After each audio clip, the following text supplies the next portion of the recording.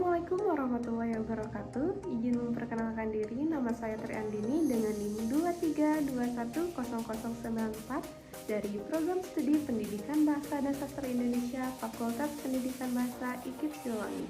Di sini, saya akan menjelaskan mengenai materi teks laporan hasil observasi atau lebih disingkat lagi dengan teks LHO. Di sini saya mengambil materi ini dari kelas 7 SMP dengan KD 4.8 menyajikan rangkuman teks laporan hasil observasi yang berupa buku pengetahuan secara lisan dan tulisan dengan memperhatikan kaidah kebahasaan atau aspek lisan.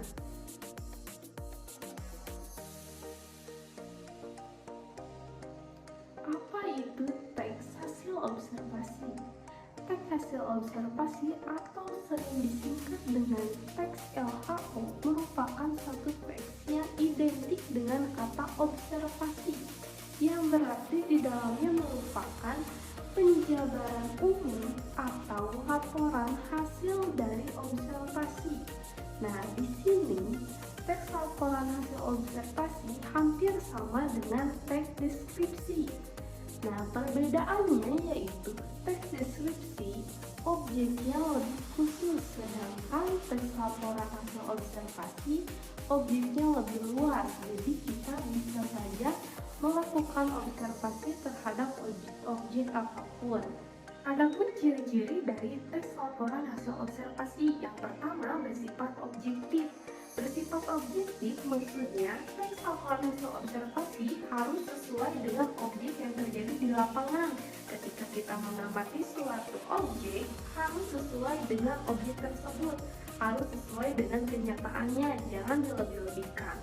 Dan ciri-ciri yang selanjutnya bersifat universal. Maksudnya dari bersifat universal, teks laporan hasil observasi harus bersifat umum agar mudah dipahami dan bisa dibaca oleh pihak manapun.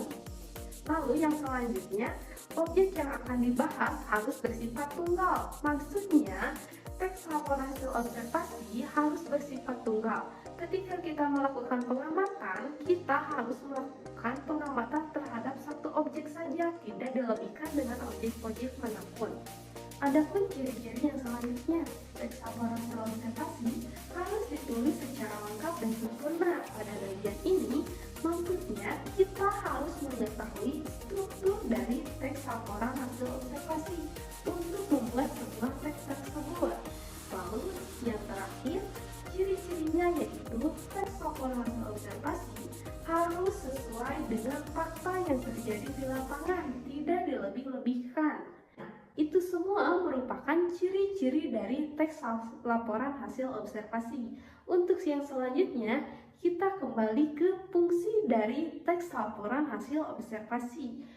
Adapun fungsi dari teks laporan hasil observasi, yang pertama, sebagai sumber informasi terpercaya. Maksudnya dari ini, ketika kita melakukan observasi, kita otomatis melakukan sebuah pengamatan. Nah, dari hasil pengamatannya itu memiliki kekuatannya tersendiri, sehingga ketika menyampaikan informasi atau berita, kita memiliki informasi berdasarkan hasil observasi yang telah kita lakukan dan memiliki kekuatannya tersendiri.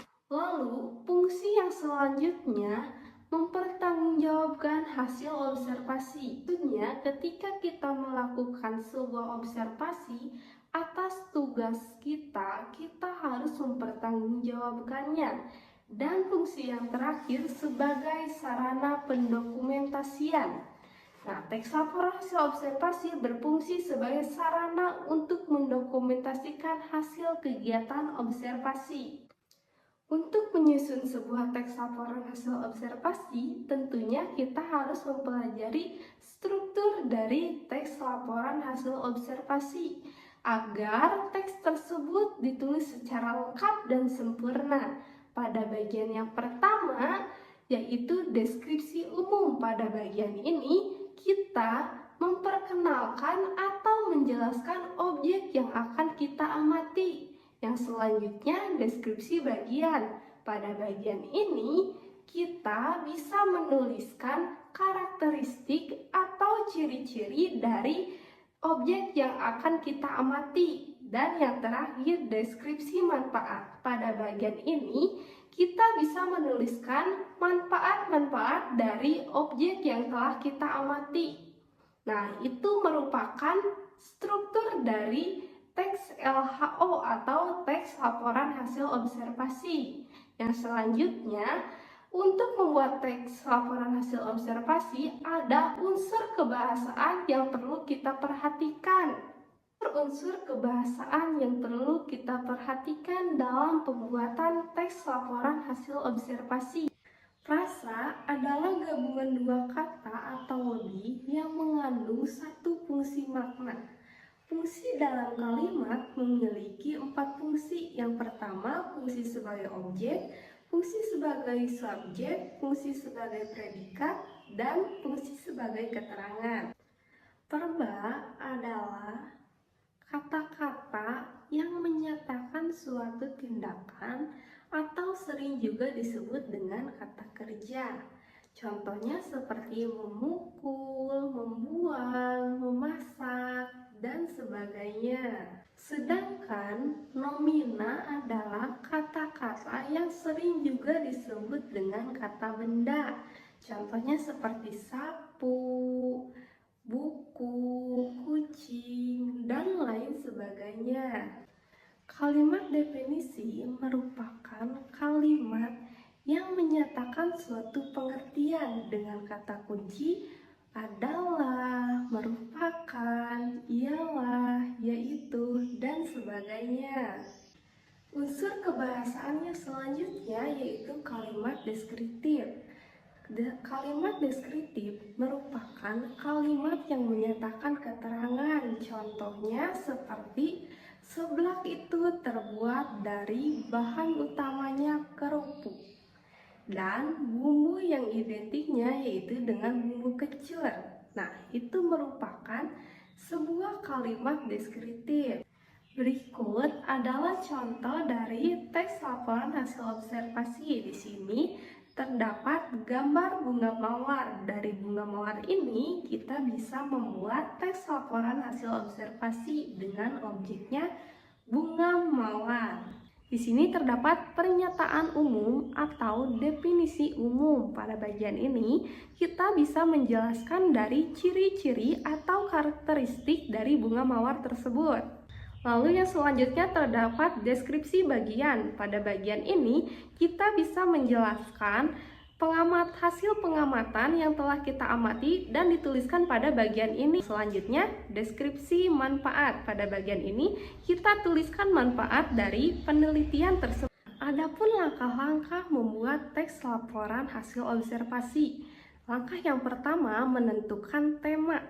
Nah, untuk melakukan sebuah observasi, tentunya kita harus menentukan tema atau objek yang akan diteliti. Yang selanjutnya, kerangka laporan.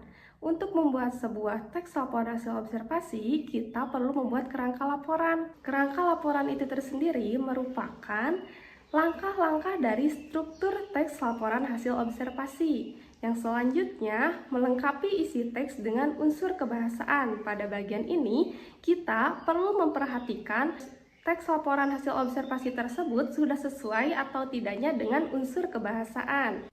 Berikut adalah langkah-langkah membuat teks laporan hasil observasi. Yang pertama, tema. Kita di sini mengambil tema hewan. Lalu objeknya kita memilih hewan komodo. Lalu yang selanjutnya kerangka laporan. Pada bagian ini meliputi struktur dari teks laporan hasil observasi. Yang pertama, definisi umum, deskripsi bagian, dan deskripsi manfaat. Lalu yang selanjutnya melengkapi isi teks dengan unsur kebahasaan.